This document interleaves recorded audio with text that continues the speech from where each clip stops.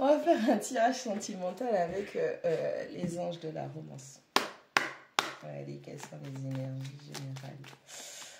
Ah là là, pour ce dimanche 9, on est quoi? En février 2025. Et puis, quelques informations à venir pour que les gens aient un minimum de travail à faire sur vous. Yeah. Et 9. Pardonner et apprendre.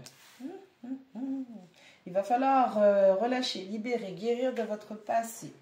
Vous avez des leçons, vous avez eu des leçons. Et on vous dit que, encore une fois, il y a une notion de schéma répétitif, mais cette fois-ci, c'est spécifiquement lié à l'amour.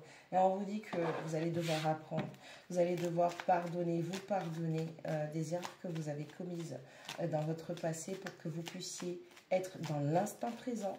On a quelqu'un qui est dans l'appréhension et qui pense à ce qui s'est déjà passé dans sa vie et du coup ça se répercute sur le présent, vos relations présentes.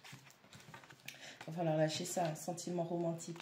On parle de déni là. On vous dit que vos sentiments sont vrais et ils méritent d'être explorés. Ok, vous êtes dans un déni, quelqu'un est dans un déni. Quelqu'un ne veut pas admettre et reconnaître. Si vous entendez du bruit, c'est les enfants, d'accord? Quelqu'un ne veut pas admettre et reconnaître. On a quelqu'un qui essaye, tant bien que mal, malgré tout l'amour qu'il doit ressent, de refermer son chakra du cœur. Et non. C'est comme si, comment on dit ça là? Ce que des ex ou un ex ou une ex ou des ex vous ont fait, bah, vous l'imputez à la personne du présent. Non, vous aviez déjà vos schémas. Cette personne, elle n'a pas fait naître ces schémas-là en vous. Vous êtes venu avec ça, vos parents vous l'ont montré et vous avez continué aujourd'hui. Bah, vous n'assumez pas vos sentiments. On a quelqu'un qui a voulu cacher, qui a fait du gaslight. Quelqu'un qui veut montrer une forme d'indifférence. Ouais, moi je le prends comme ça.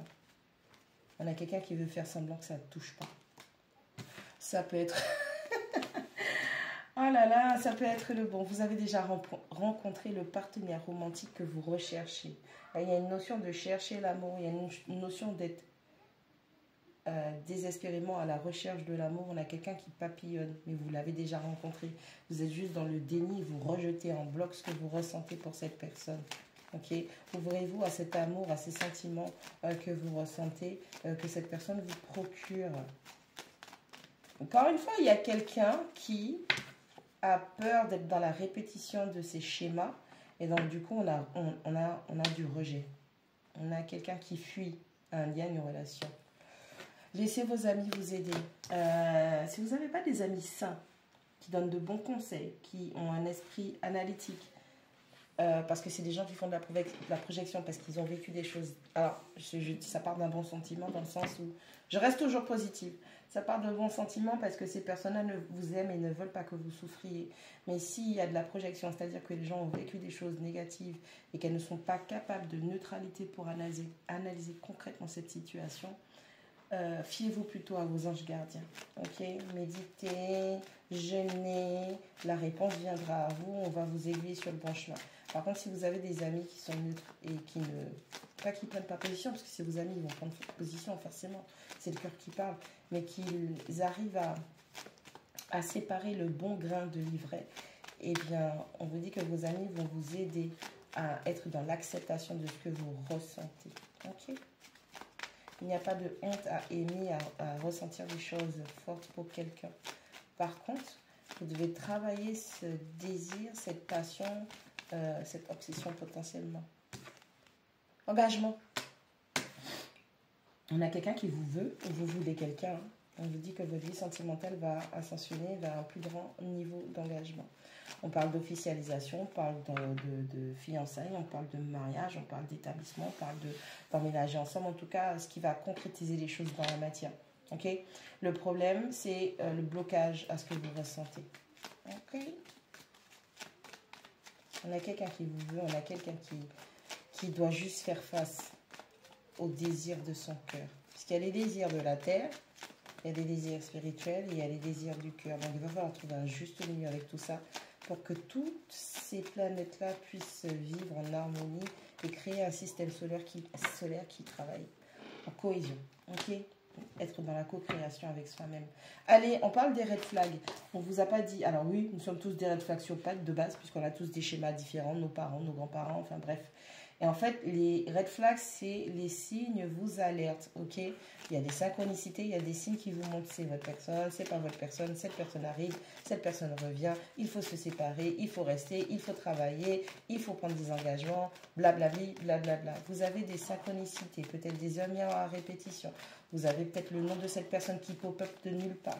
Il y a tellement de signes qu'on vous dit que l'univers, vos anges, vous envoient pour vous indiquer le chemin à suivre, mais vous êtes tellement dans l'ego et refermé à ce que vous ressentez pour cette personne que on a quelqu'un qui est en mode blind, aveugle.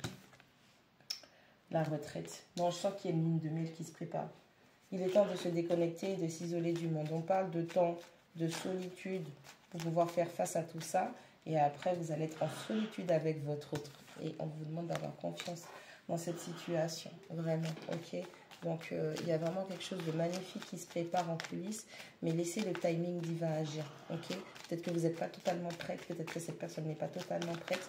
Il y a une notion... C'est mon chien qui ronfle, le bordel. J'espère que ça vous plaît. La codépendance. Alors là, pour moi, la codépendance, elle n'est pas négative dans le sens où il y a une envie d'être avec vous, ce besoin plutôt d'être avec vous. Vous avez besoin d'être l'un avec l'autre. Mais on vous dit de prendre le temps d'apprendre à vous connaître. Et en fait, c'est comme si tout de vous manque à cette personne ou tout de cette personne vous manque. Ça peut être les deux en même temps. Sa peau, son sourire, sa façon de vous regarder, sa façon de vous parler, de vous toucher la main, de caresser l'épaule. Enfin, vraiment, il y a tout un truc. En fait, c'est pour des gens qui ont déjà commencé un processus de relation et qu'il y a eu de la fuite, une espèce de fuite, de déni. Et c'est vraiment... vous manquez énormément à cette personne, d'où la codépendance et le fait d'apprendre à vous connaître. Et en fait, vous avez des signes qui pop-up et qui vous font penser à cette personne. Cette personne pense à vous en même temps aussi. Et c'est comme si l'univers, les énergies essaient de vous resynchroniser l'un à l'autre. On en a un qui se bat et qui essaie de fermer son chakra du cœur.